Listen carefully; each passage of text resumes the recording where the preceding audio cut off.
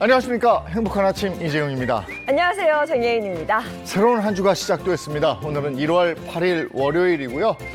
오늘 저희가 준비한 내용 소개해 드릴게요. 그 법이 알고 싶다 해서 왼발이 아픈데 오른발을 수술했어요. 네. 이런 황당한 사건이 있었고, 또 이혼을 하고 싶은데 대출 때문에 이혼을 못한다는 그런 사연이 준비되어 있습니다. 영끌 부부 사연인데요. 이것도 함께 하겠습니다. 네, 이어지는 세대 공감 토크쇼 라떼는 말이야 시간에는요. 준비하시고 쏘세요 라는 유행어를 남긴 주택복권의 뒷이야기 준비했습니다. 채널 고정해 주시고요. 저희는 잠시 후에 다시 돌아올게요.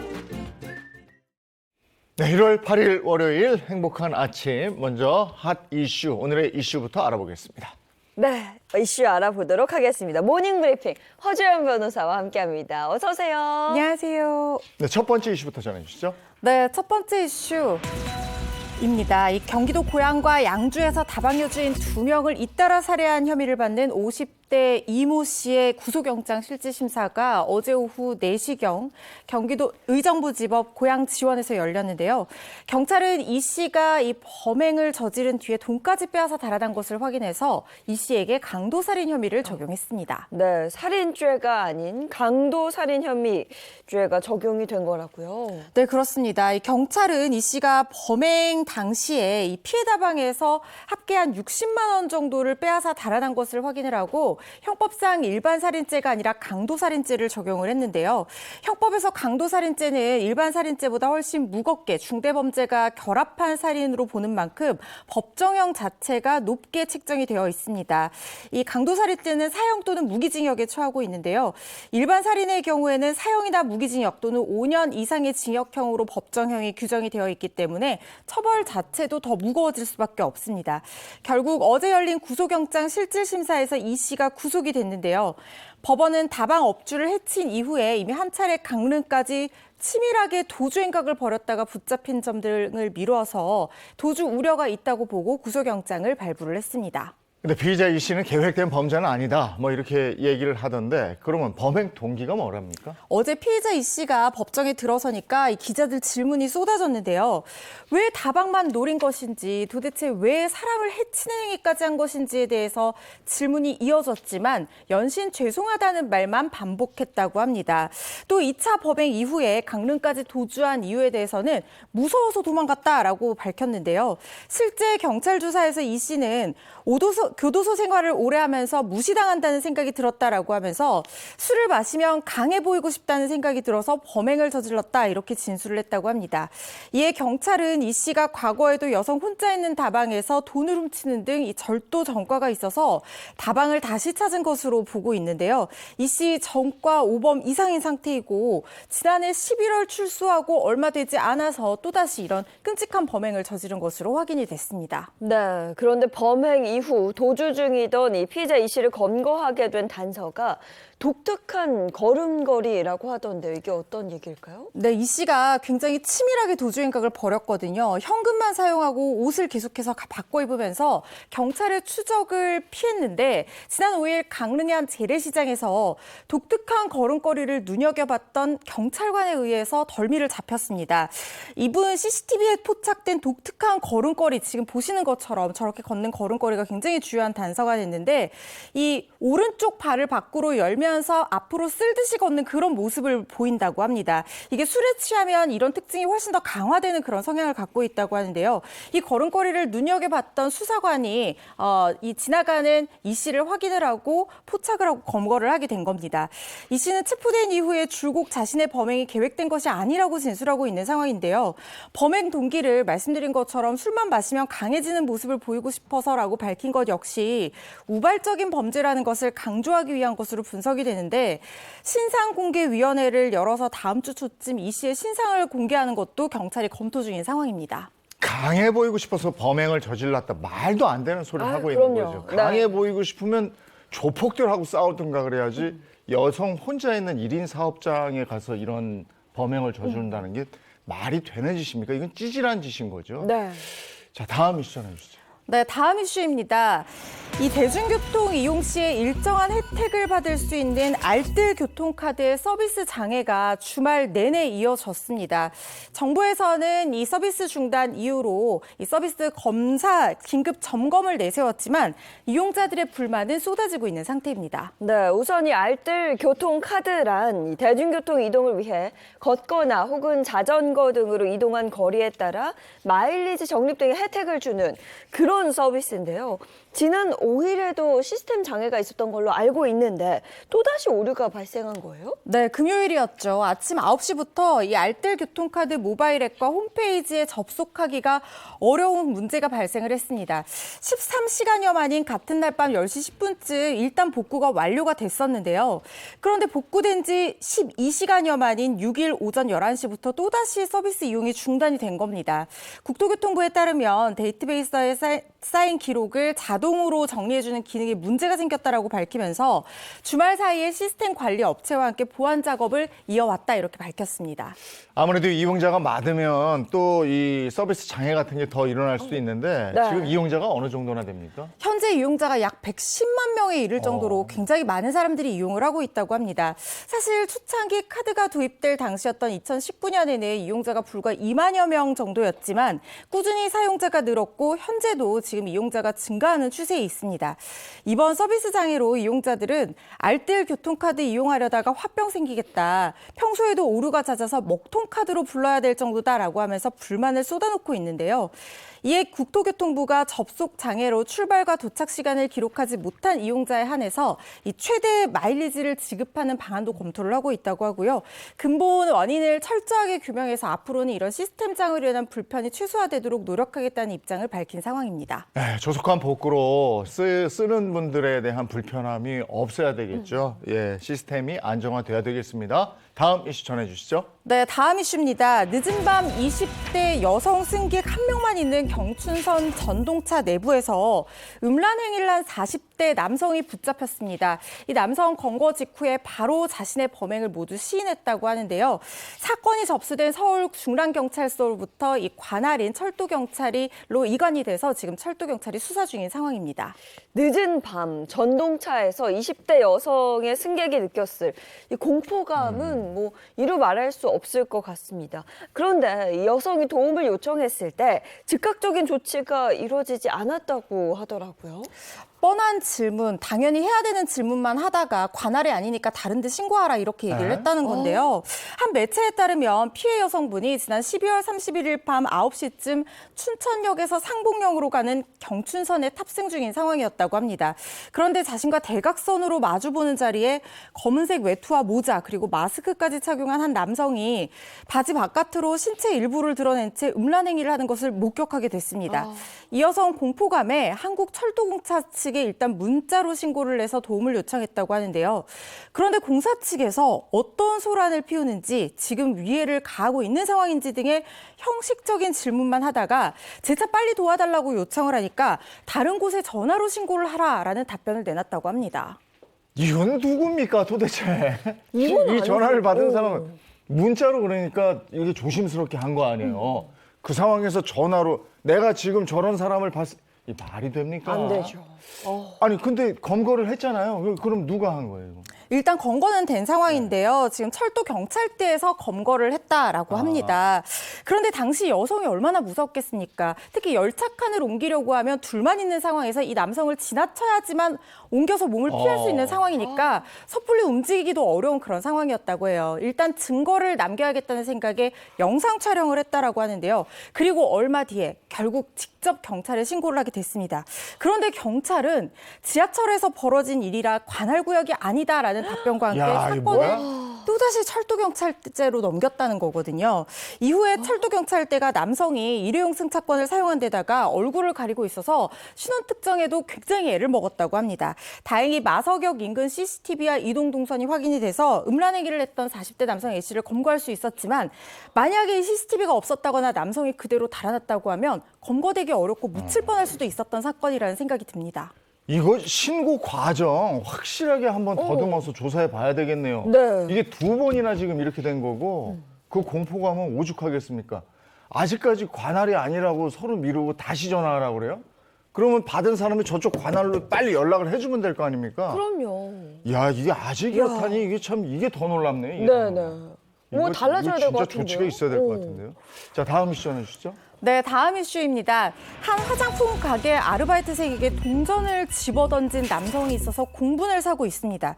그런데 이 남성 동전을 받은 아르바이트생에게 사과하기는커녕 내가 기분이 나쁠 일이 좀 있어서 그랬다라고 하면서 오히려 야. 뻔뻔한 태도를 보였다고 합니다. 네. 근데 기분이 나쁠 일이 있어도 이러면 안 되죠. 이거는 해서는 안 될 일입니다. 근데 뭐 서로 오해가 있거나 얼굴을 붉힐 만한 그런 상황이 전혀 없었는데 그냥 내 기분이 나쁘다고 이런 행동을 한 거예요? 정말 일면식도 없는 아르바이트생에게 동전을 던진 사건입니다. 지난 5일 한 SNS에 950원으로 맞아본 사람이라는 제목의 글이 올라왔는데요.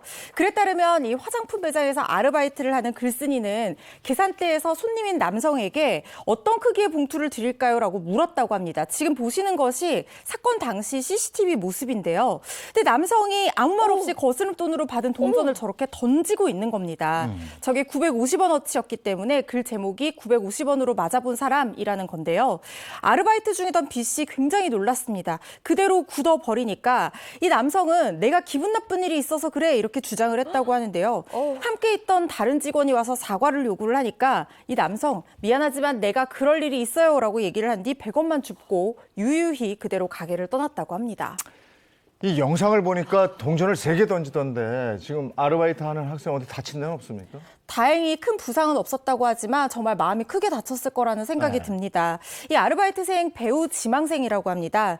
많은 경험이 연기에 도움이 될까 봐 시작한 화장품 가게 아르바이트인데 태어나서 처음으로 저렇게 동전을 맞아봤다라고 심경을 밝히면서 고소를 할까도 생각해봤지만 해코지를 당할까 봐 무섭고 또 무엇보다도 부모님이 알고 속상해하실까 봐 글을 남긴다라고 하면서 자신의 글을 마무리했는데요.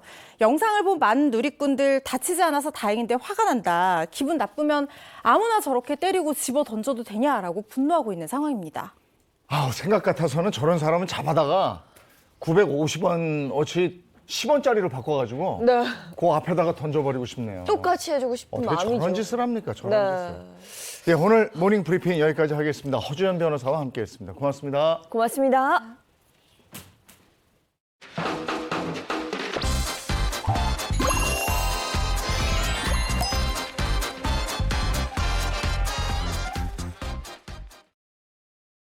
네, 최신 경제 소식을 알기 쉽게 알려드리겠습니다. 더 핫한 경제 시간인데요. 오늘은 국내 기업의 최신 동향을 준비했다고요? 네, 요즘은 글로벌 시대잖아요. 그래서 기업들도 국내뿐만 아니라 전 세계에서 선한 영향력을 펼치고 있다고 합니다. 자, 박수림 씨 그리고 광민경 기자와 함께 보다 자세한 이야기 나눠보도록 하겠습니다. 어서 오세요. 안녕하세요. 어서 오세요. 반갑습니다. 요즘 우리 기업들이 전 세계 각지에서 선한 영향력을 펼치고 있어요. 네, 그렇습니다. 최근 세계 각지 도움의 손길이 필요한 곳에 우리나라 기업들의 선행이 이어지고 있는데요. 이런 활동은 국가 이미지 향상에도 이바지한다는 장점이 있다고 합니다. 그래서 오늘은 세계로 뻗어나가는 한국 기업들의 선행을 크게 3가지 유형별로 준비했습니다. 선행에도 3가지 유형이 있어요. 그렇죠. 뭐 자세한 이야기 듣고 싶은데 대표적으로 어떤 게 있을까요? 자, 그 첫 번째로는 직접적인 성금 지원을 통해서 사회 구조 활동을 펼치고 있는 그런 유형입니다. 대표적으로는요, 통신, 화학 분야에 그러니까 화학 반도체 분야에 특화된 S사의 사례입니다. 자, S사는요, 지난해 튀르키예 시리아 지역의 강진 피해 복구를 위해서 100만 달러, 하나로 약 13억 원을 지원했습니다. 또 우크라이나 전쟁에 따른 어린이 난민 긴급 구호를 위해서 100만 달러를 지원하기도 했습니다. 물론 국내에 대한 재난 지원도 아끼지 않았습니다. S사는요, 지난해 4월 강원도 강릉에 산불 피해가 생겼지 않습니까? 그때 7월 전국적인 집중호우 피해가 생겼을 때도 각각 성금 20억 원어치를 투척했습니다. 네, 재난 상황에서 이런 도움이 얼마나 큰 그야말로 네. 도움이 됐겠습니까? 아주 훈훈하네요. 네, 훈훈합니다. 그럼 이런 성금 지원 외에 또 다른 선행을 펼치는 그런 경우는 어떤 것들이 있는지 그 방법을 좀 알려주세요. 네, 최근에는 인재를 육성하는 방식으로 선행을 펼치는 경우도 있는데요. 엔터테인먼트 분야에 특화된 C사가 대표적인 사례입니다. C사는 신인 단편 영화 감독을 지원하는 프로그램을 통해 영화 인재들의 시장 진출을 돕고 있는데요. 중국이나 베트남 같은 아시아 국가들의 감독들도 참여할 수 있도록 지원 영역을 확대해 눈길을 끌었습니다. 또 이런 활동은 세계 영화인들의 교류를 이끌어내서 우리 영화계에도 긍정적인 영향을 줄 것이라는 기대를 낳고 있습니다. 네, 우리 영화계에도 긍정적인 영향을 줄 수 있다. 이 선행을 베풀면 이게 다 또 돌아오게 그럼요. 되어 있습니다. 예.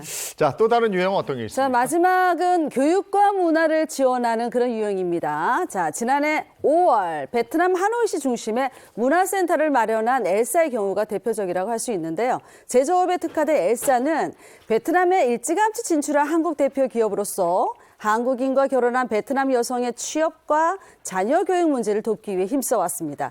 특히 이번에 엘사가 지은 그 지상 4층 규모의 센터는요. 컴퓨터 한국어 능력 시험 같은 자립 역량을 강화하는 교육부터 가족 상담까지 제공해서 많은 도움을 주었다고 합니다. 네, 우리 기업들의 최신 동향에 대한 얘기 나눠봤고요. 이번에는 우리 주변에서 일어나는 사건, 사고를 법의 관점으로 풀어보겠습니다. 그 법이 알고 싶다.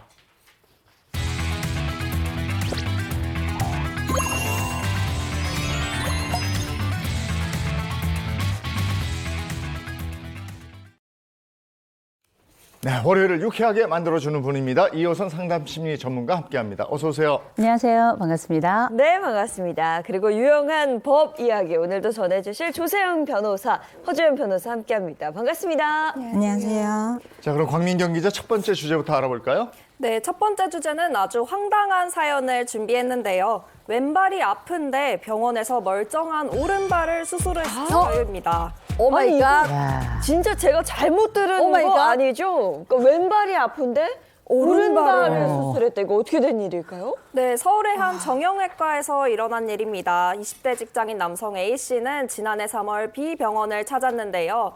왼쪽 발목이 아파 걷기 힘들어진 A씨는 담당 의사와 상의를 한 후 발목 수술을 받았다고 합니다. 그러나 약 2시간의 수술이 끝나고 마취에서 깨어난 A씨는 자신의 발을 보고 경악하고 말았는데요. 의사가 왼발이 아니라 멀쩡하던 오른쪽 발목뼈를 수술했던 것입니다. 말도 안 돼.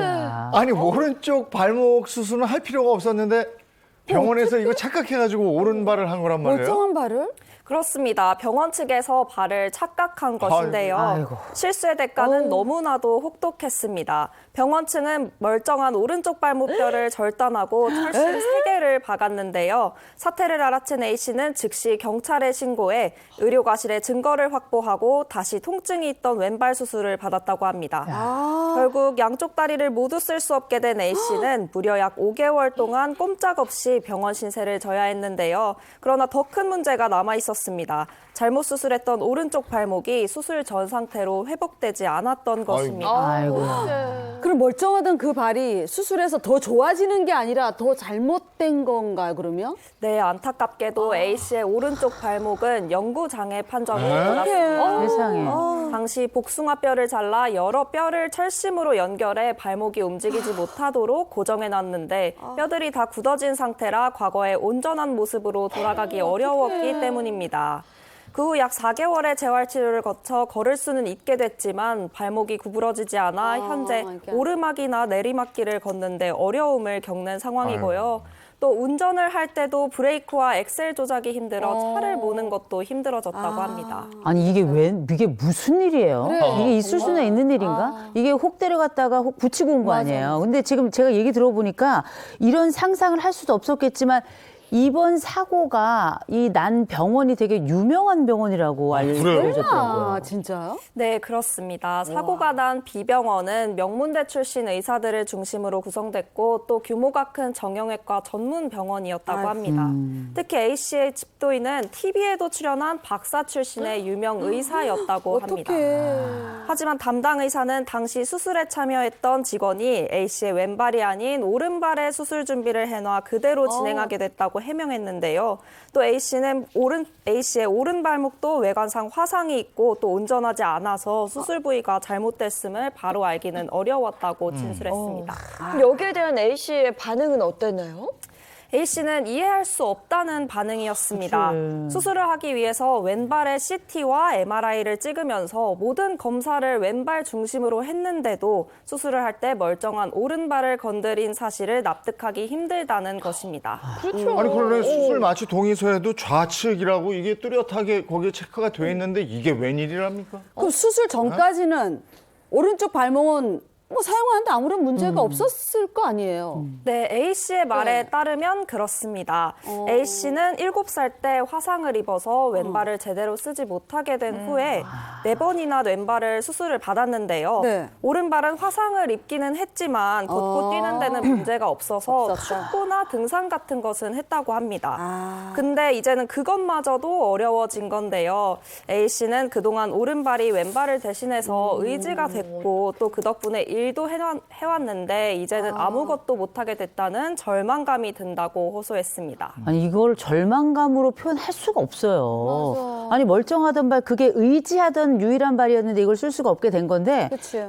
저는 정말 비극적인 일이라고 생각을 해요. 그러면 중요한 건 병원에서는 어떻게 대처했어요? 아, 그러네요. 네, B병원 측은 A씨에게 당연히 병원비는 받지 않았고요. 네. 또 병원 근처에 월세방을 얻어주면서 재활치료를 돕고 있다. 아. 그리고 주 1회 정도 점심 식사도 같이 하면서 병원에 대해서 어떤 불만이 있는지 앞으로 어떻게 해줬으면 좋겠는지 대화를 해나가고 있다라고 밝혔는데요. 사실 이 정도만 가지고 A씨의 몸과 마음의 상처를 치유하기는 어렵습니다. 맞아요. 네. A씨는 평생 이렇게 살아야 되는데 네. 병원과는 보상금도 제대로 의논되지 않았다. 수술하고 나서 1년 가까이 지났는데 거의 방치된 기분이다라고 밝혔고요. 네. 그리고 내 사연이 세상에 널리 알려져서 다시는 이런 일이 벌어지지 않았으면 좋겠다라는 바람도 전해왔습니다. 네, 수술 관련 문제가 있었던 게 지난해 3월이었는데 벌써 10개월째 이 보상금 문제조차 해결하지 않고 있는 상황인 거예요.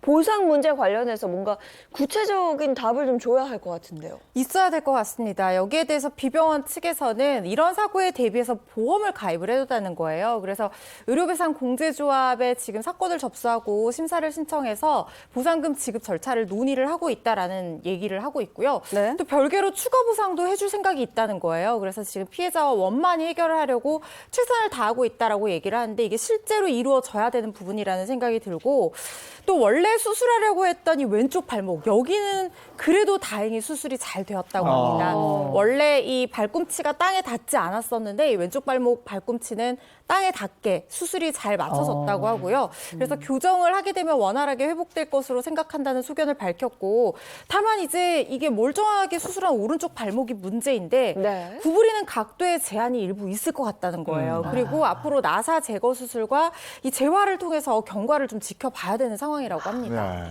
근데 계속 수술하고 재활하고 수술하고 재활하고 이게 언제까지 하면 끝입니다. 이런 기약이 없잖아요. 그러니까 환자 입장에서 너무 답답할 것 같아요. 근데 이번 사건 같은 경우에는 병원이나 의사의 잘못이 워낙에 뚜렷하기 때문에 맞아요. 이거는 그 법적으로도 문제가 안 될 것 같아요. 이거는 다 해줘야 될 것 같고. 근데 그 외에 의료 사고가 났을 때 일반인이 법적으로 대응하는 게 굉장히 힘들다고 들었거든요. 네, 그렇습니다. 이 의료소송의 경우에는 의학적인 지식도 중요하지만 손해배상 소송이라는 법적인 쟁점에 대한 이해도도 높아야 승소할 수 있다는 특징을 가지고 있는데요. 가장 중요한 점은 결국 과실이 있었는가를 증명하는 것, 입증하는 게 가장 큰 문제가 됩니다. 병원 측에서는 사실 이 사건 하나를 손해배상 해주는 것도 문제가 될 수 있지만 앞으로 향후에 이런 사실이 소문이 나거나 밝혀지게 되면 뭐 의료 행위를 해나가는데 어려움이 있을 수 있기 때문에 이게 사실은 이 의료사고가 있었다라는 부분을 인정하는 것도 어렵고요. 대부분 부인하게 되고 또 이 소송에 있어서 필요한 증거 자료를 제출하는 데 있어서도 소극적으로 나올 수밖에 없는 현실입니다. 사람의 인생을 망치는 건데 몸을 망치는 일인데 그거를 쉬쉬한다는 게 이게 말이 됩니까? 그리고 요즘은 안 그렇죠. 예전에는 입증 책임이 또 피해자한테 있었어요. 맞아요. 그렇지만 맞아요. 그런 거. 네. 어쨌든 이 법적 소송을 통해서 의료 과실이 인정이 되면 이게 어떻게 됩니까? 이게 처벌이 가능합니까? 네. 보통 의료상 과실로 인해서 피해를 입었다라고 하면은 병원과 의사를 상대로 업무상 과실죄로 형사처벌을 구하는 소송을 진행하게 됩니다. 근데 형법상 업무상 과실치상죄는 이 업무상 과실로 인해서 이 과실로 사람을 다치게 한 사람은 5년 이하의 금고 또는 2천만 원 이하의 벌금에 처해지도록 한다라고 규정이 돼 있습니다. 그런데 문제는 의료사고가 있다고 해서 무조건 의료인을 형사처벌할 수 있는 것은 아니라는 점입니다. 왜냐하면 이 의료사고 자체가 의료인의 과실로 인한 점이라는 점이 확실하게 입증이 돼야만 처벌이 가능한데요. 우리 형법은 증거가 좀 애매하다, 모호하다라고 하면은 무죄로 추정하게 되는 무죄 추정의 원칙을 적용하고 있기 때문입니다. 그래서 의사가 확실하게 의심할 여지 없이 과실을 일으켜서 이 환자에게 이런 손해를 입혔다라는 점까지 입증이 돼야 이렇게 형사처벌까지 이루어진다라고 보시면 되겠습니다. 사실 이게 정말 있어서는 안 되는 될 거지. 일인데. 근데 뭐 이와 비슷한 사고가 또 예전에도 있었다면서요?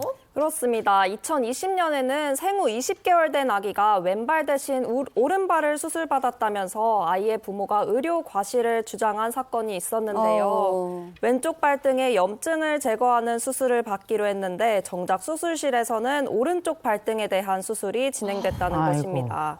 부모가 해명을 요구하자 병원 측은 수술실에서 보니 오른쪽 발등 상태가 더 심한 것 같아서 수술 부위를 변경했을 뿐 과실은 없다고 답해서 논란이 되기도 했는데요. 이처럼 횟수 자체는 적지만 수술 부위를 잘못 판단해서 수술하는 경우가 종종 발생해온 것으로 나타났습니다. 근데 보통 수술 변경하려면 부위를 변경한다 그러면 환자의 동의를 받아야 되는 거 아니에요? 아니 그 네. 의사를 그건 뭐가 유치원부터 잘못됐어. 다시 교육을 시켜야죠. 해야 돼. 오른쪽 왼쪽 모르는 의사 아닙니까 지금? 그러니까요. 아니 보호자인 부모의 동의를 받지 않고 맞아.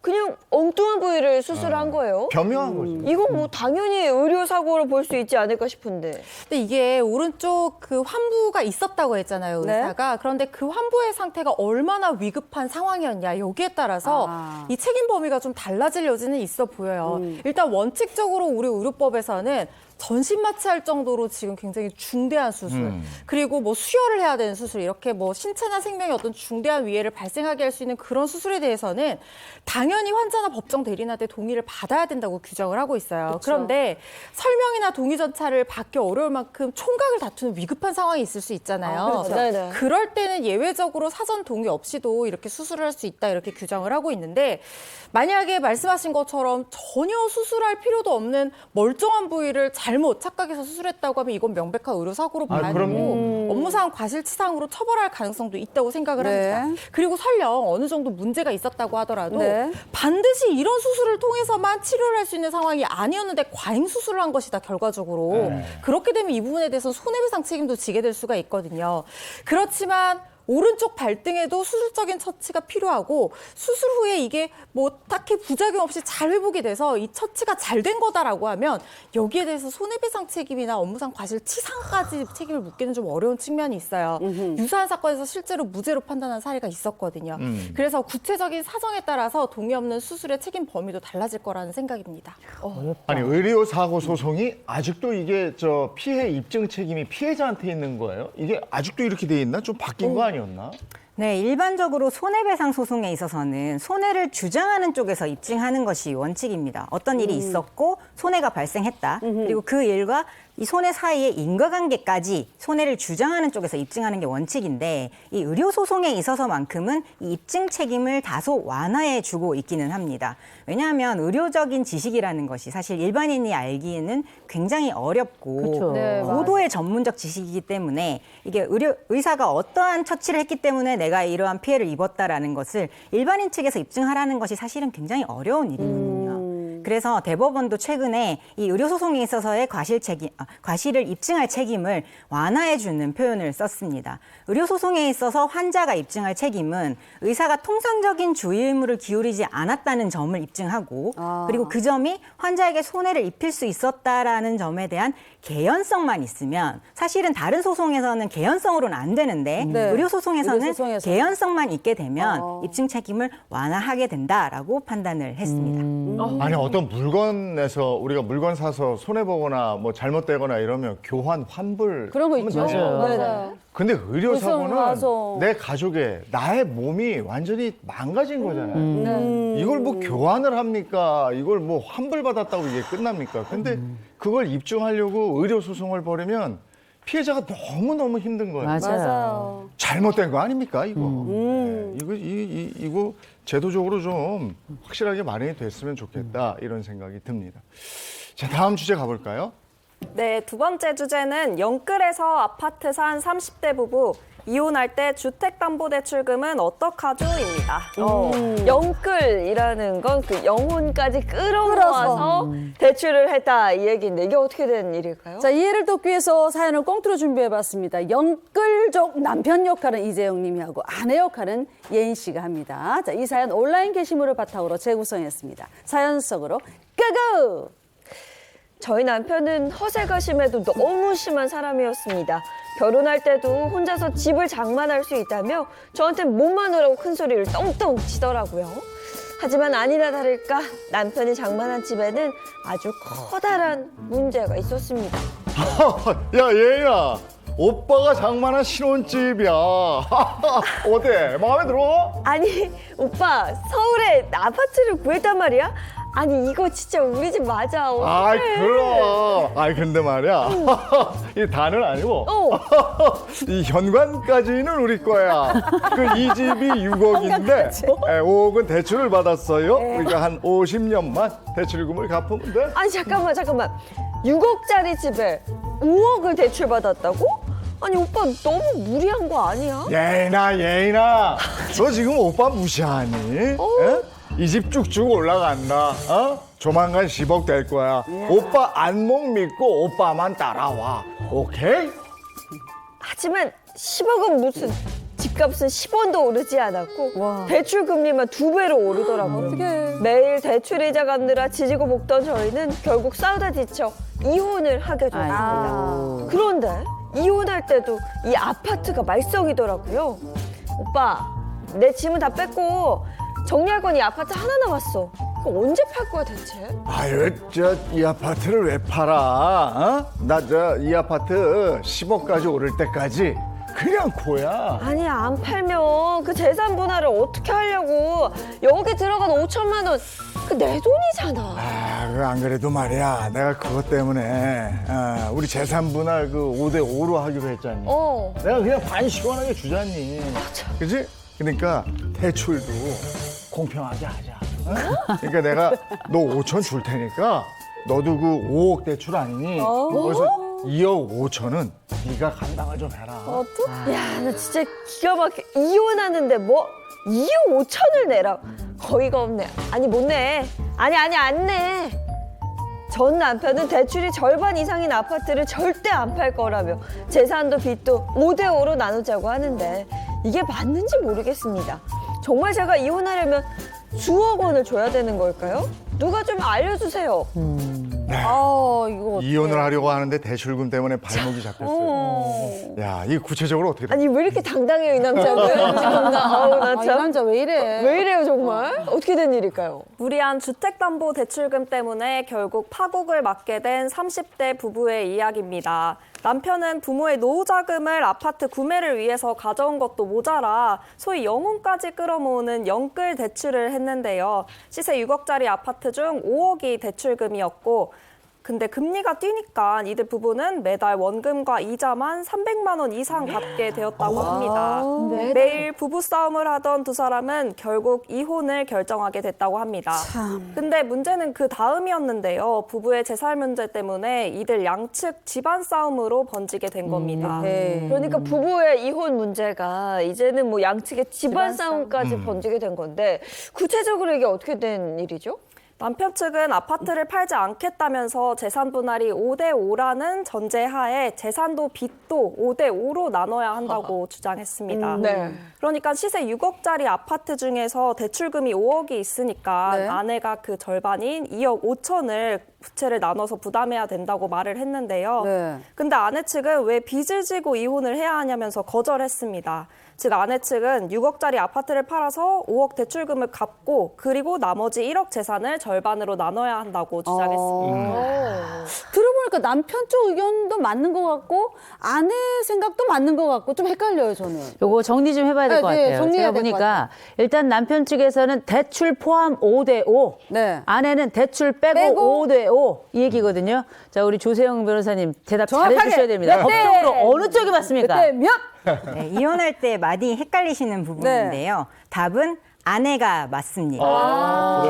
네, 이 남편이 채무자가 돼서 아파트를 담보로 은행에서 돈을 빌린 거잖아요. 맞아요. 은행에서 돈을 빌려줄 때는 집담보도 보지만 채무자가 누구인지도 봅니다. 그래서 남편의 신용도도 여기에 영향을 미쳤기 때문에 네. 우리가 이혼하게 됐어요. 2억 5천은 아내에게로 채무를 넘겨주십시오라고 요청을 한다 하더라도 은행에서 쉽게 들어줄 리도 없고 실무상 이렇게 진행하지 않습니다. 그래서 남편은 자신의 채무를 고스란히 안는 대신 6억의 아파트를 에서 5억짜리 대출금을 빼면 나머지 1억이 남잖아요. 1억, 예. 그래서 5천만 원씩 아내와 남편이 공평하게 나눠 가지시면 되겠습니다. 그럼 이 영끌 부부 같은 경우에는 그 아파트 값의 약 80%가 대출이거든요. 이거 재산 분할 어떻게 하면 될까요? 근데 이 남편이 생각을 잘못하는 게 있는 게요. 만약에 빚을 2억 5천씩 나눠 가지면 명의는 누가 갖나요? 남편이 갖고 있으면 그 2억 5천은 아내한테, 아내는 그 빚을 왜 갚는 거예요? 그런 지분도 넘겨받지 못하는데. 그래서 남편의 분할 방식이 그냥 자기 눈에 이끌어서 물대는 아전인수격으로 한다는 겁니다. 그래서 원칙적으로는 어떻게 하냐면요. 전체 부부의 적극 재산이 플러스 재산이 있고 빚이나 채무 같은 것들이 있잖아요. 그걸 소극 재산이라고 하는데 전체 공동명의 재산에서 이 소극 재산을 뺀 나머지 순재산을 가지고 누가 더 많이 기여를 했냐를 따져서 재산 분할 비율을 결정을 하게 돼요. 그런데 빚이라고 해서 무조건 다 빼는 것이 아니고요. 이게 정말 부부 공동 생활을 위한 채무였는지를 확인을 하거든요. 그래서 이 사건 같은 경우에도 플러스 재산 1억 따로 빚 5억 따로 이렇게 나누는 게 아니고요. 전체 6억에서 5억 빚을 뺀 나머지 1억. 왜냐하면 이 5억은 부부 공동의 집을 위해서 구매를 한 부분이잖아요. 그래서 5억을 뺀 나머지 1억을 가지고 5천만 원씩 만약에 5대 5라고 하면 이렇게 나누기 때문에 아내의 주장이 맞다고 보는 것이 타당할 것 같습니다. 6억짜리 아파트 살던 부부가 이혼하면서 수중에 5천만 원밖에 안 갖게 됐잖아요. 그러니까 결혼 전후 생활이 너무 확연하게 달라질 것 같아요. 아니 그럼 이런 경우는 어떻습니까? 자산이 전혀 없이 빚만 있어요. 그러면 이혼할 때 어떡합니까? 네, 이런 경우가 바로 빚을 나눠 가지는 경우입니다. 앞서 말씀드린 경우에는 이 플러스 자산이 있었잖아요. 네. 그래서 6억에서 5억을 빼고 나머지 1억이 남기 때문에 1억을 나눠 가지시라 이렇게 얘기를 드렸는데요. 만약에 부부가 계산하고 나니까 남는 게 빚 1억밖에 없다. 네. 그런데 이 빚의 채무자 명의는 남편으로 되어 있다. 이런 경우에는 아내는 남편에게 5천만 원을 지급하라 이런 판결이 나올 수 있다는 겁니다. 그렇게 되면 남편은 아내로부터 5천만 원을 받았으니까 마이너스 5천만 원이 되고 아내는 또 5천만 원을 줬기 때문에 또 마이너스 5천만 원이 되죠. 그래서 각각 5천만 원씩의 빚을 나눠 가지는 그런 개념이라고 보시면 되겠습니다. 방금 계산할 때 재산 분할 비율을 5대 5로 봤잖아요. 근데 만약 배우자가 전업주부다.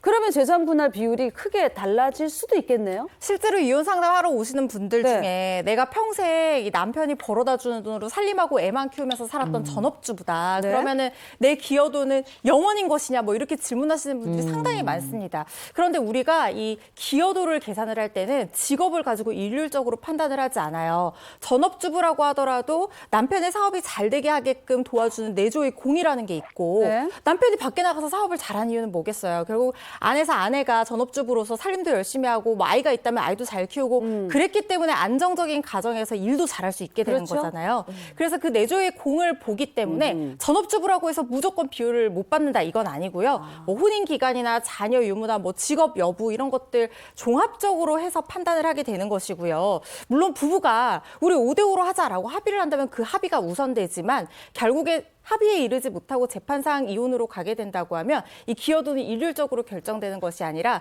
여러 가지 변호사들의 도움을 받아서 내가 이만큼 기여했다라는 거를 입증을 잘 하셔야 하는 겁니다. 여기서 또 하나 질문이 또 저희 생기죠. 지금은 6억에 산 게 그냥 6억이잖아요. 근데 이게 6억에 샀는데 8억으로 올랐어. 아, 올랐어. 이렇게 오른 경우에는 재산 분할이 또 이렇게 달라지나요? 네, 재산 분할을 할 때 부동산의 가치는 현재 실제로 거래되고 있는 시가를 기준으로 판단하게 됩니다. 그런데 시가가 이렇게 변동한 경우에는 어떻게 되느냐? 그 시점은 바로 이혼 소송의 사실심 변론 종결시를 기준으로 판단하는데요. 뭐라고요? 그게 뭐냐면 이혼 소송을 하실 때 네. 마지막 변론을 종결하는 날이 있습니다. 그날의 시가를 기준으로 계산한다고 보시면 되는데요. 네. 말씀하신 대로 만약에 6억짜리 아파트가 8억까지 올랐다. 그럼 8억을 기준으로 계산을 하시게 됩니다. 그래서 8억짜리를 대출금 5억을 빼고 나머지 아하, 3억이 3억. 남잖아요. 그럼 그 3억을 1억 5천씩 사이좋게 나눠 가지시면 되겠습니다. 그렇군요. 또 그런가 하면 그 부동산 상승장이라고 하죠. 주택 거래량이 활발하고 집값이 막 오르던 그 시절과 반면 뭐 요즘처럼 주택 거래량이 줄어든 시절의 그 이혼 형태 자체가 좀 달라진다고 합니다. 부동산 가격이 막 오르잖아요. 그럼 네. 지분으로 나눠 갖고 싶어요. 사실 지분으로 공유하게 되면 나중에 법적으로 복잡해질 수 있기 때문에 별로 선호하지 않는 분할 방식인데 이게 지분으로 갖고 있는데 갑자기 몇 억씩 오른다고 하면 지분으로 분할하자는 경우도 있거든요. 다음에 떨어진다고 하면 빨리 현물 분할을 받아서 나오고 싶어 하겠죠. 그리고 아까 조 변호사님께서 항소심 변론이 끝나는 날, 그날 시세를 기준으로 정한다고 하잖아요. 그럼 오르면 어떻게 되겠어요? 받아가려고 하는 사람이 재판을 막 끌고 싶어 하겠죠. 맞아. 만약에 떨어지면 어떻게 되겠어요? 분할해줘야 하는 사람이 빨리 막 하려고 하는 거거든요. 그래서 그 변론 종결 시점에 시세가 어떻게 되느냐도 이혼 소송 전략을 짜는데 굉장히 중요한 요소가 될 수도 있습니다. 이혼 소송 전략을 짜는데 이러니까 좀 이상하게. 그죠? 네. 네, 알겠습니다. 오늘 그 법이 알고 싶다. 여기까지 하겠습니다. 고맙습니다. 고맙습니다.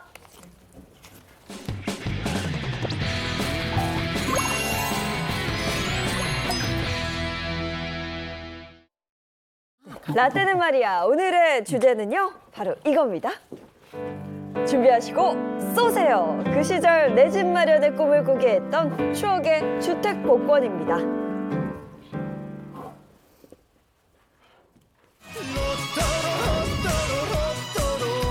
인생 역전을 해보자 꿈에서 보았던 번호로 기적이 일어날 거야 로또로 로또로 로또로 모든 걸 바꿔버려 행운을 기도하는 나만의 루틴 이 노래 듣고 가면 로또 1등이야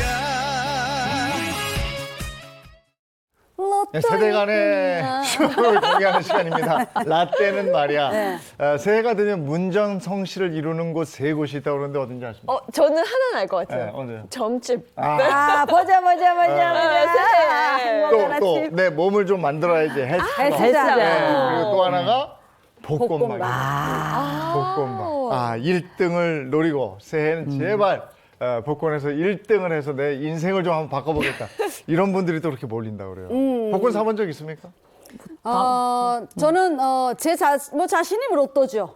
네, 저한테 그런데 뭔 소리 하시는 거예요? 아니 근데 항상 꽝이야. 뭘 걸린 적이 없어 저는. 아니 저는 뭐 로또 사본 적 있죠. 또 그 전에 주택 복권도 저는 산 적이 있었어요. 있었는데 중요한 건 꽝이야. 우리 인생은 꽝이야. 꽝이야. 근데 예전에는 이게 저 복권 방송할 때요. 네. 축제 같았어요. 그리고 특히 맞아. 버라이어티 쇼 같았어요. 그러니까 요즘이야 복권하면 로또를 떠올리지만 예전 같으면은 옛날 복권하면 이 장면 다 떠올리실 거예요.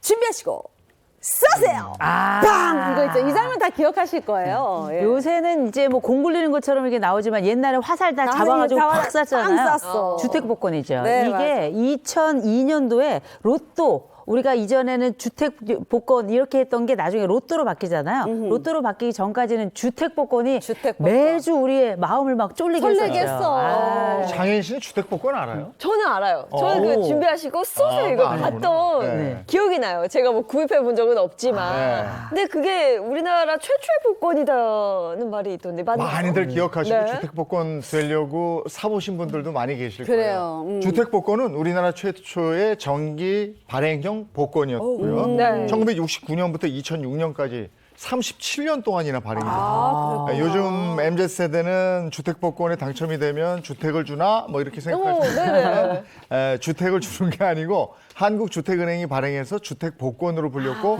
복권에 당첨이 되면 돈을 줬죠. 예? 그 첫 발행 당시의 복권 가격 네. 100원이었고요. 1등 당첨금 300만 원이었어요. 당첨금 300만 원이면 그 당시엔 집을 살 수도 있지 않았어요. 샀죠. 그죠? 네. 당시에 서민주택 가격이 200만 원 정도 됐으니까 와. 300만 원이 1등 당첨금이었으니까 어마어마하죠. 집을 사고도 남는 100만 원이 거죠. 남아요. 이때도 세금 뗐을 테니까 세금 떼면 좀 덜 났겠죠. 참고로 1회 주택 복권의 당첨자는 누구였을까?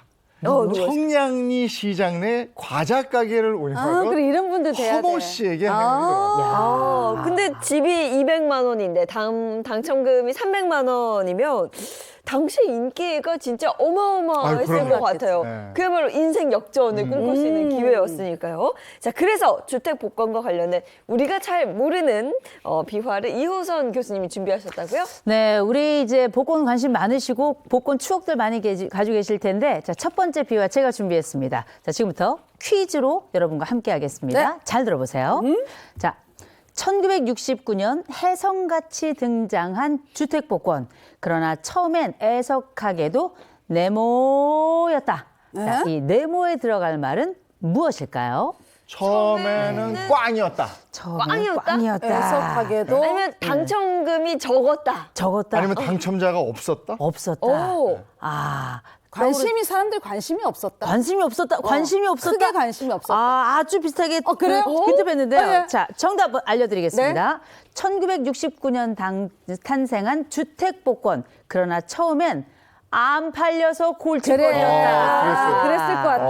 안 팔려서 골칫거리였다. 제가 방금 인기가 어마어마했다고 말씀드렸는데 네. 처음엔 안 그랬어요? 팔려. 처음에 나왔을 땐 이런 개념 자체가 없었기 때문에 사실상 이 주택복권이 인기가 아니라 아예 존재를 몰랐던 경우도 많았고요. 그래서 이걸 처음에 공무원들이 엿장수처럼 복권을 팔러 다니는 이런 일이 있었고, 근데 그 이유가 우리가 왜 이걸 안 사게 됐느냐. 사람들이 너무 착했던 거예요. 우리가 이 작은 돈 들여서 어떻게 그렇게 큰 돈을 걸 공돈을 받을 수 얻겠냐. 있냐. 이런 심리는 말도 안 된다. 우리가 가지고 있던 이 착한 민족성에 기인했다. 이렇게 보시면 될 것 같고요. 그래가지고 나중에 이 방법을 바꾸게 됩니다. 어떻게 바꾸게 되는가? 이렇게 집 없는 사람들을 도와주고 복 많이 받으세요.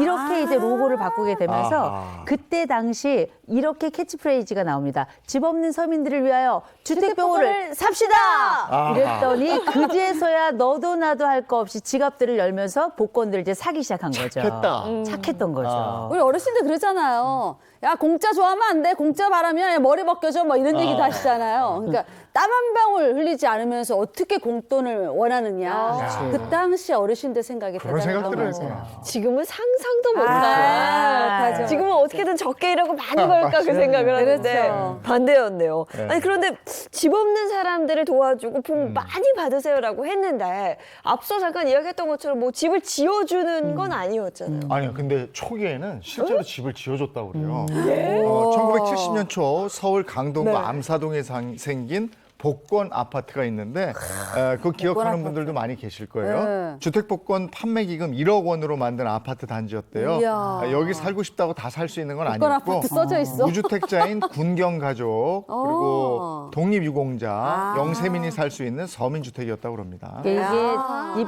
복권이라는 게 사실은 어떻게 보면 약간 사행성. 그리고 이제 괜히 일 안 하고 무노동 무임금으로 가는 게 맞지 않냐. 오히려 이렇게 일 안 하고 이렇게 하는 게 맞냐. 이런 얘기가 나올 때마다 어떤 얘기가 나왔냐면 무주택 저소득층을 위한 아파트 건립 기금을 마련하겠다. 이걸 강조했는데 실제 서민들을 위한 아파트가 만들어진 거예요. 이 진짜 아파트가 만들어지니까 사람들이 아 이게 진짜인가 보다. 정말 도움이 되나 보다 하면서 복권에 이제 본격적으로 매주 사기 시작한 거죠. 요즘 복권은 매 똑같이 생겼잖아요. 숫자 몇 회 몇 회 그 숫자만 바뀌고 다 똑같은데 그 당시 주택복권은 매회 달랐대요. 다른 테마, 다양한 도안으로 그걸 수집하는 사람들도 많았었어요. 우표같이 나왔나 보다. 그렇죠. 그래서 이제 응답하라 시리즈의 정봉이는 그렇게 맞아, 복권을 모았던 맞아. 이렇게 그랬던 모았는데 그때 당시에는 정말 우표 수집하듯이 이 복권을 매주 사서 수집을 하는 사람들이 꽤 있었는데 이게 테마 시리즈가 따로 있어서 디자인이 다 달랐다고 합니다. 알록달록한 데다가 그래서 어떤 분은 37년 동안 한 번도 빠짐없이 한 번도 빠짐없이 모아가지고 이분이 TV에 나왔대요. 그럴 수 있겠네. 대단하네. TV에 나오셨고 이제 그래서 우스갯소리로 그분이 뭐라 그랬냐. 복권 산 가격만 모아도 집 한 채를 샀다. 맞아. 지금도 그래요. 네, 이런 얘기를 할 정도였고 네. 그래서 그때는 복권 판매를 촉진하려고 1회부터 300회까지 복권을 모두 가지고 있는 사람에게 뭘 줬냐. 냉장고, 그죠. 냉장고. 텔레비전 이런 경품을 이런 사은품을 주는 이벤트도 있어서 사람들이 어떻게 한 번 또 시작하면 우리가 또 끝을 봐야 되잖아요. 그렇죠. 그렇게 수집욕을 자극하기도 했었죠. 네, 지금은 사라진 주택복권 몰랐던 점이 꽤 많네요. 네. 자, 그럼 다음으로 그 시절 또 흥미로운 비화를 준비하셨다고요? 네, 두 번째 비하는 제가 준비했습니다. 주택복권하면 빼놓을 수 없는 그 멘트. 준비하시고 쏘세요. 이 전 국민의 그 유행어가 됐죠. 근데 이 유행어를 낳은 이 멘트가 요것 때문에 한때 금지한 적이 있다. 그것 때문에 이게 뭐 문제가 됐던 게 있나 봐요. 혹시 이게 TV에서 쏘세요 했는데 누가 맞은 거 아니에요? 그 화살을? 사고가 났어. 쏜다니까 맞는다. 설마요. 사회적인 문제 때문에 그랬을 그렇죠. 것 같아요. 무슨 상징적인 사건이 있었을 것 같아요. 사건! 네. 저 근접했어요. 무슨 아, 그래요? 사건이었을까? 자, 준비하시고 쏘세요. 이 멘트는 네. 11.6 사태 때문에 한때 금지한 적이 11.6 사태. 있다. 아, 그래요? 이게 11.6 사태가 복권과 무슨 관련이 있을까요? 주택복권 추천 방식이 1969년 도입 초기부터 다트 쏘기 형식을 취했잖아요. 근데 준비하시고 쏘세요라는 표현에서 11.6 사태 때 박정희 대통령 저격이 연상된다. 이 이유로 폐지가 된 적이 있었습니다. 그 이후에 약 160회 정도 공추출식으로 사용하게 됐는데, 그리고 다트를 쏘게 되더라도 멘트는 준비하시고 쏘세요 이게 아니라 하나 둘 셋 외친 후에 쐈다고 합니다. 근데 그러니까 재미는 좀 없어요. 뭔가. 느낌이 안 산다. 밋밋하려. 하나, 둘, 네. 셋. 셋, 빵 이렇게 쏘니까. 네. 요즘도 어디 행사 가면 맨날 하나, 둘, 셋. 하는데. 그러니까 시청자도 같은 불만이 좀 많았던 거죠. 그냥 시간이 흐르면서 멘트랑 다트 쏘기 형식이 모두 다 이렇게 부활했었습니다. 네. 그러면 주택복권 이전에는 이렇게 관역을 향해서 다트를 쏘는 방식으로 네. 복권을 추첨한 적이 없었던 거예요? 글쎄 저는 그것만 봤는데 다트 게임처럼 그렇게 쏘는 것만 봤는데. 다트를 쏘는 게 아니라 통 속에 공을 놓고 뽑는 형식이 아니었을까요? 자, 그렇죠? 지금부터 그 관련된 역사를 좀 말씀드리겠습니다. 우리가 어떻게 통 속에다 넣고 흔들어 하나 쭉 뽑아가지고 우리가 점괘를 보던 다들 기억하십니까? 네. 산통이라는 거 기억하시죠? 산통 깬다 할 때. 그 산통. 저 지금 화면에 보시면 저 안에 이런저런 것들이 들어있잖아요. 이게 어디서 나온 거냐면 조선 후기에 우리가 지금도 뭐 이런 개 저런 개 낙찰개 번호개 이런 개가 있는 것처럼 네네. 개가 우리나라의 복권의 시초다. 이렇게들 얘기하는데 대표적인 개가 바로 산통개였다라고 이야기를 합니다. 이 산통개는 우리가 복권, 주택복권에서 봤던 것처럼 준비하시고 쏘세요. 이런 다트 방식이 아니라 네. 실제 개원들 이름 아니면은 뭐 번호 1, 2, 3, 4 네. 이렇게 번호를 이렇게 그 막대기에다가 쓰고 다 그걸 써놓고. 통에다가 이렇게 넣는 방식인데 막대기 이전에 알 같은 걸 썼대요. 알 같은 걸 써가지고 이게 밖으로 굴러 나오면 어떤 게 나올지 알 수 없죠. 그렇죠. 복불복인데 요게 굴러 나오면 이때 개의 당첨자가 누구다라고 이렇게 결정이 됐다고 하는데 나중에 이 개가 유지되지 못하는 경우 중간에 개가 깨지는 경우도 있잖아요. 개주가 들고 튀는 경우도 있잖아요. 난리 나는 거죠. 당연하죠. 예. 그래서 저희 어머니도 고생 많으셨는데요. 근데 이게 그래서 선조들이 이럴 때 했던 말이 다 잘 돼가던 일이 중간에 틀어진다 할 때 산통이 깨진다. 여기서 이 나온 얘기가 거구나. 여기서 유래가 된 거죠. 네.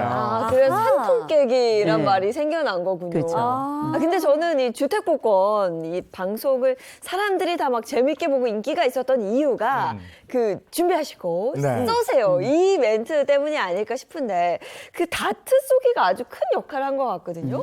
그러니까 이 다트 쏘기 방식을 쓴 네. 건 아이디어. 복권부 직원들의 고민의 결과였다고 그럽니다. 당시에 주택복권 1회 추천 방송을 앞두고 복권부 직원들 고민이 많았는데 시각적이고 좀 현장감 있게 좀 추첨을 해서 그런 좋은 방법이 없을까 고민하다가 길거리에서 관역을 맞추는 게임을 발견했다는 거예요. 거기서 아이디어를 착안해서 복권 추첨기를 만든 거였고요. 네. 참고로 준비하시고 쏘세요 멘트를 유행시킨 사람. 준비하시고. 네. 그 사람이 바로 누구죠? 고송혜 선생님입니다.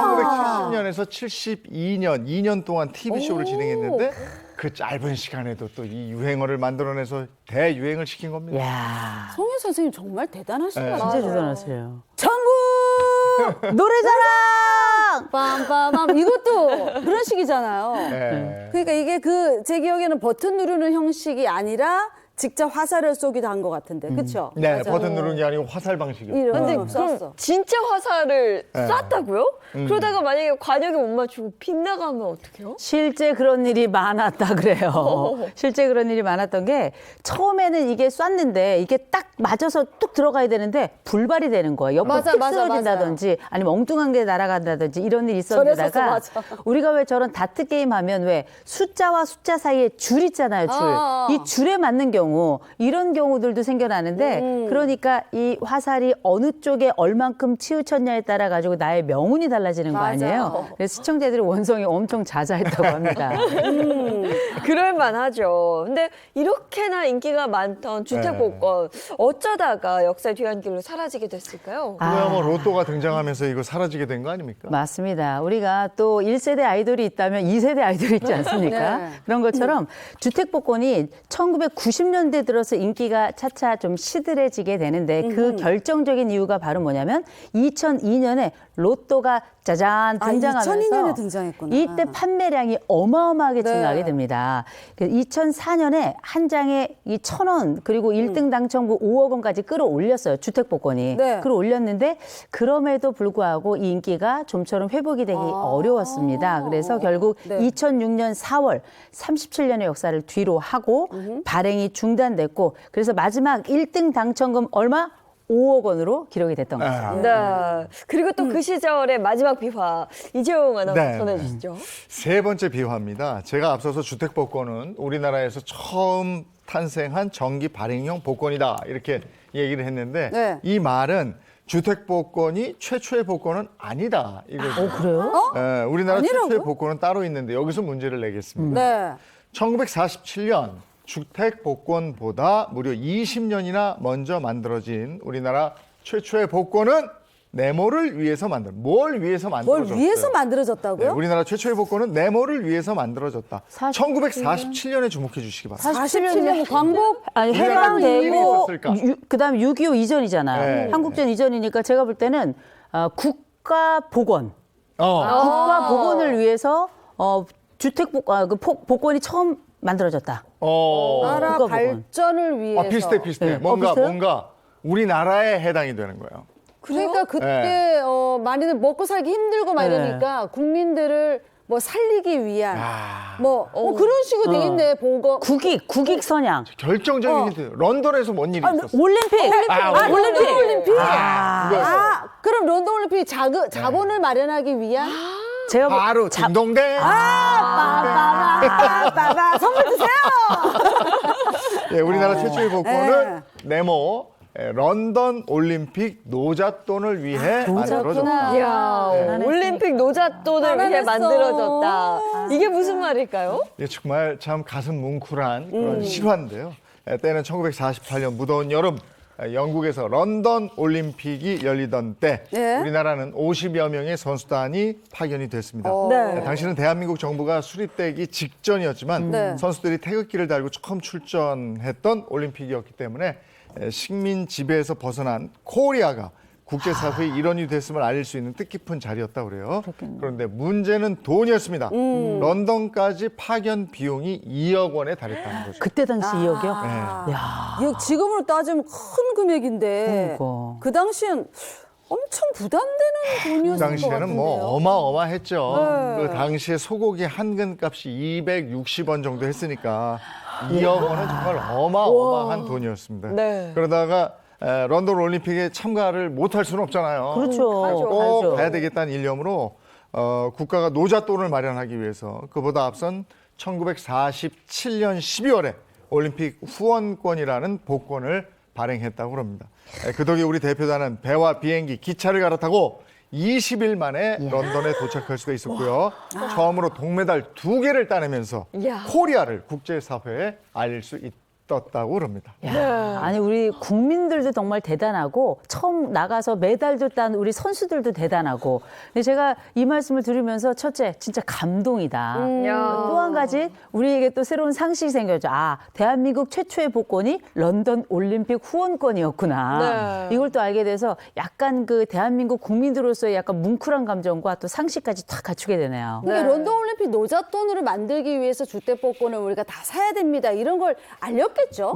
나라에서. 그러니까 사람들 십시일반으로 그렇죠, 다들 그렇죠. 열심히 살려고 네, 했겠죠. 그렇죠. 그러니까 IMF 근데 때도 나는 돈 아까 모으기 할 그 때도 얘기도 처음에 주택복권 만들어졌을 때 네. 사람들이 단지 100원으로 네. 300만 원이라는 어마어마한 돈을 내가 그런 일확천금 해서는 안 돼. 그렇지. 이래서 인기가 없었는데 네. 이 기금을 조성해서 그렇지. 어려운 집 없는 집을 짓는다. 사람들에게 어. 집을 지어준다 이런 취지가 알려지면서 그걸 샀다는 거잖아요. 그렇죠. 확 올라간 거죠. 우리 국민들은 정말 대단하세요. 아유, 정말 우리가 늘 말하지만 그 위기 상황에서 특히 우리 국민들의 올라오는 막 그런 맞아요. 감동이 있잖아요. 결국 이 런던 올림픽도 우리 국민들이 돈 모아서 그러네. 보내줬다는 그렇죠. 했어. 우리 대한민국 엄청난 국민들 거야. 다 했어. 야 대단합니다. 네. 그리고 또 놀라운 거는 당시에는 배와 비행기, 기차를 타고 20일 만에 네, 런던에 도착했다는 점 이것도 놀랐습니다. 자 그리고 마지막으로 수림 네. 씨가 지금 행복한 아침을 보고 있는 시청자분들이 뭐 듣기만 해도 기분 좋아지는 행복한 뭐 꿀팁을 알려주신다고요? 아무데나 안 알려주는 거야. 이거 듣게 되면 와 이게 막 설레고 막 기분 좋아지고 아마 그럴 겁니다. 어디에서도 안 들려드리는 겁니다. 꿀팁. 만약에 내가 복권 1등 당첨이 됐다. 어떡하지? 이렇게 생각해 본 적 있어요? 당첨이 되면 어떻게 할 거야? 남편한테는 안 알린다. 나만 안다. 아니 근데 네. 내가 당첨됐어. 안 알렸어 일단. 그걸 들고 어떻게 할 거냐고. 그 찾으러 어디로 가야 가야 되나? 돼? 찾아야 되는데 만기가 될 어떻게 때까지 한다? 안 찾는 거야. 네? 그래요? 그것도 그게 그렇게 기간이 해야 돼요? 있을 거 아니에요. 기간. 근데 기간 잊어버려요. 제가 그러니까 행동 요령에 대해서 네. 알아야 되니까 알려드릴게요. 갑자기 뭐 지진이 났다 뭐 이랬을 때도 행동 요령을 모르면 안 되잖아요. 네, 대처하는 네. 방법을 거기에 대해서 제가 알려드릴게요. 만약에 내가 복권 1등 당첨이 됐다. 가슴 설레요. 1등이 됐어요. 1등 당첨되면 복권 뒷면에 네. 서명을 해야 됩니다. 예? 연습하세요. 지금 연습하세요. 내가 1등이 됐다 생각하시고 뒷면에다 서명을 해야 됩니다. 자신의 것을 인증할 수 있도록 이름, 생년월일 같은 간단한 인적사항을 적어놓는 것이 좋대요. 아. 그리고 분실이나 갈취 이런 도난 등의 이유로 소유권 분쟁이 일어나면 이 서명이 아주 중요한 법적 근거가 될 수 있다고 합니다. 그러니까 서명을 해놔야 돼요. 네. 서명을 아니 해야 되는군요. 생각도 못했어요. 그러니까 뭐 이걸 뭐 우리가 굳이 알아야 돼 지금. 아니, 그래도 혹시 모르니까. 혹시 모르니까. 지난주에도 13명 됐더라고요. 지난주에. 아니 전에 저도 이제 그 로또라는 걸 산 적이 있었는데 네. 그때가 여의도 시절이었는데요. 그때 여의도에 있는 직장인들이 전부 복권방에 줄 쫙 서가지고 이거 샀을 때가 있었어요. 네. 이게 주택 복권은 그런 게 아니었는데 로또인가 이건 누적 방식이에요. 그래가지고 당첨자가 안 나오면 계속 이게 이렇게 기금을 맞아 쌓여. 맞아. 이게 이래서 인기인 거예요. 네. 주택 복권은 늘 정해져 있는 액수를 받아. 그렇죠. 맞아. 근데 이거는 회차에 따라서 액수가 달라지는데 이때가 가장 큰 금액이었어요. 그때가 얼마인지 모르겠는데 엄청 누적된 적 있었잖아요. 엄청 누적됐어요. 그게 그래가지고 이게 몇백억. 엄청나게 쌓여가지고 진짜. 모든 직장이 뭐 대한민국 국민 거의 다 사는 거예요. 그렇지 그랬었어요. 그러니까 이게 더 점점 점점 쌓여. 그래서 그거 한 방 노리고 네. 모든 거의 제가 보기에는 여의도에 있는 직장인들이 전부 다 모였었던 것 네. 같은데 그래서 그 복권을 샀는데 네. 누가 이게 샀을까? 강원도에 있는 누군가가 그때 당첨이 됐어요. 오. 엄청나지. 경찰 출신이라고 들었던 것 같아요. 야. 근데 그분이- 저는 당첨된 사람들이 네. 다 행복하게 잘 살고 있어요 하는 그런 기사를 들어본 적이 별로 없는 것 같아요. 맞아요. 그런 적 진짜 없는데 그런 것 같아. 당첨된 사람 네. 주변에 뭐 혹시 없으시죠? 아, 저는 그 전에 5,000원 냈어요. 아니 왜 거지? 5,000원이 우스워요? 늘 꽝이었는데. 늘 꽝이었는데 5,000원 된 게 그것도 어디예요? 그렇죠. 뭐 기쁜 일이긴 한데 네. 저는 또 예전에 우리 법 코너 할 때 그 얘기 들었었거든요. 흔히들이었잖아요. 같이 뭐 복권을 샀어. 야, 내가 당첨되면 너판 줄게. 그렇지. 이렇게 얘기하는 거. 네. 그거 이제 녹음해 두시면 도움 되죠. 도움이 된다고 하더라고요. 그 기억이 지금 또 문득 나네요. 자 일단 주택복권 주택복권이 아니라 그 복권에 복권. 1등 당첨됐을 때 네. 행동 요령 말씀드리다가 잠깐 네. 뜸을 들였는데 일단 뒷면에 사인을 해요. 네. 사인하고. 뭐 이름, 생년월일 같은 거 간단하게 서명해 놓으셔야 돼요. 분실됐을 때 또 혹시 모르니까. 자 그리고 월요일 아침이 되자마자 아무 일도 일어나지 않은 것처럼 네. 딱 그렇지. 농협 본점으로 가야 됩니다. 네. 딴 데 아니고 농협 네. 본점으로 가야 됩니다. 사실 당첨금은 등수에 따라 수령 방법이 달라요. 4, 5등은 복권 판매점에서 수령하시면 됩니다. 네. 2, 3등부터는 농협은행 전 지점에서 가능합니다. 그리고 대망의 1등은 많고 많은 농협은행 중에서도 본점으로만 본점으로. 아, 1등이 1등은 본점만 가야 1등은 예. 농협 본점. 그리고 3등 이상부터는 신분증도 같이 제시해야 됩니다. 4, 5등 상관없어. 4, 5등은 그러니까 복권 판매점에서 그냥 받으시면 되는데 3등 이상부터는 신분증이 있어야 됩니다. 그러니까 단 당첨금은 불로소득이기 때문에 3억 이상의 당첨금은 33% 세금을 내야 된다는 거.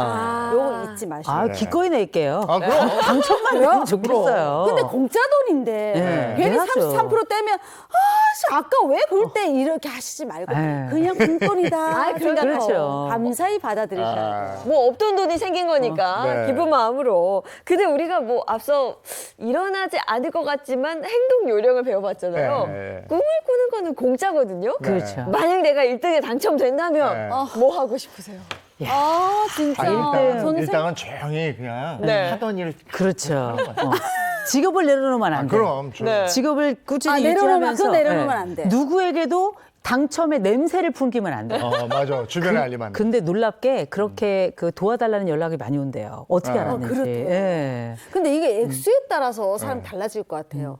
한 몇백억이다. 네. 그럼 일단 저는 부모님께 뭔가 이렇게 돈을 막 드리고 싶어. 근데 그 부모님들이 가만히 계시겠어요? 이 돈이 어디서 났냐? 갑자기 네가 왜 돈을? 그냥 받으세요. 뭐 어떻게 CF 찍은 것도 아닌데 돈이 왜 나오냐? 또 따지고 드니까 이것도 골치 아플 것 같은 거예요. 그래서 이걸 어떻게 해야 되는지 그게 고민이 되는 거예요. 어떻게 보면 행복한 나의 고민인 거죠. 당첨을 주변에 알리지 마. 그렇지.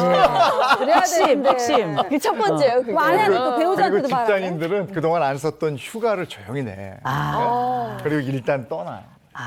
네. 여행을 떠나요? 근데 떠나는 게 이상하지 않아요? 아니 휴가만. 휴가를 휴가 떠나. 가서 잘 생각하는 거지. 네. 이걸 어떡할까? 그렇지. 이걸 어떡할까? 신중하게, 아. 오래, 근데 깊이. 그게 있어요. 돈을 안 써본 사람은 맞아요. 이게 감당이 안 되는 돈이라고. 맞아. 그러니까 그걸 쓰다 탈이 나. 그렇지. 그러니까 맞아. 이게 내 그릇에 넘쳐버리면 맞아요. 화가 돼요. 네. 그러니까 일단 차곡차곡 이게 내 그릇에 담길 돈으로 만들어야지. 그렇죠. 그래. 이게 내 그릇도 아닌데 그걸 쓰다가는 탈이 나요. 로또의 저주에 걸리는 거죠. 그렇죠. 그래. 근데 그럴 수 있어. 우리 왜 다 웃고 있어요? 생각만 되게 해도 좋은가 봐요. 네. 좋다. 아유, 참. 또 아니 올 한 해 어떤 계획을 세우셨는지 모르겠지만 가장 큰 게 이제 건강이고 그래 그럼요. 건강이죠. 네. 그다음에 제복이잖아. 네. 근데 제복을 생각하다 보니까 오늘 우리도 또 이제 복권 복권에 대한 얘기했어. 얘기를 했는데 복권만 꿈꾸시지 말고 아까 수리 씨 말 맞다나 내가 복권이다 이런 생각 그렇죠. 내가 로또잖아. 그러면 좋을 것 같아요. 네. 네. 아 오늘 또 복권 속으로 한번 들어가 봤네요. 네. 고맙습니다. 고맙습니다.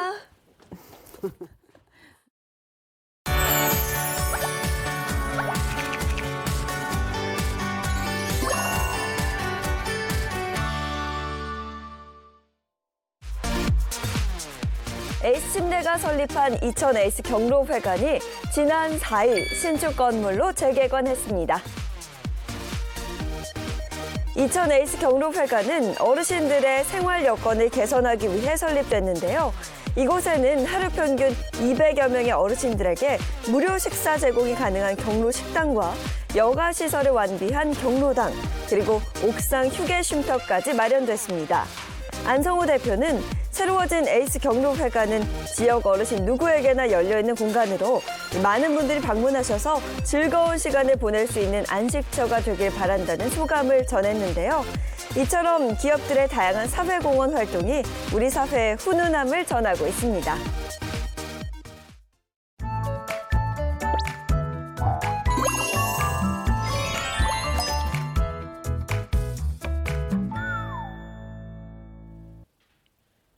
안녕하세요. 마지연입니다. 오늘은 이번 추위의 절정이 되겠습니다. 현재 서울 등 중부지방은 영하 10도선까지 떨어져 있는데요. 출근길 옷차림 든든히 해주시고요. 방한용품도 챙겨주시기 바랍니다.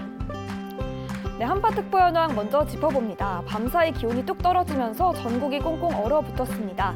현재 보시다시피 내륙 곳곳에 한파주의보가 내려져 있습니다. 네, 날이 이렇게 춥기 때문에 어제까지 내린 눈비가 얼어붙었습니다. 빙판길과 도로 살얼음이 나타나는 곳이 많은데요. 오늘 이동하실 때는 평소보다 조심하셔야겠습니다. 동해안은 여전히 대기가 건조합니다. 바람까지 불어서 불이 나기 쉬운데요. 작은 불 시에도 신경 써주시기 바랍니다. 네, 오늘 하늘은 맑고 대기질도 깨끗합니다. 다만 한낮에도 종일 추울 텐데요. 서울은 0도, 대전 2도, 대구는 5도에 그치겠습니다. 마지막으로 한파 유의사항 함께 살펴볼 텐데요. 오늘 같은 날 면역력이 약한 분들은 외출을 삼가 주시고요. 또 저온 피해가 발생하지 않도록 미리미리 대비하셔야겠습니다. 지금까지 날씨였습니다. 지금도 춥고 오전에 내내 추운데 오후부터 좀 풀린다 그래요. 아, 그래요? 그래도 오전에 날이 굉장히 춥습니다. 네. 오늘 외출하실 때 옷 든든히 입고 나가시는 게 좋겠습니다. 좋은 하루 보내시고요. 저희는 내일 아침 7시 30분에 돌아올게요. 행복한 아침, 행복한 하루 되십시오. 고맙습니다. 고맙습니다.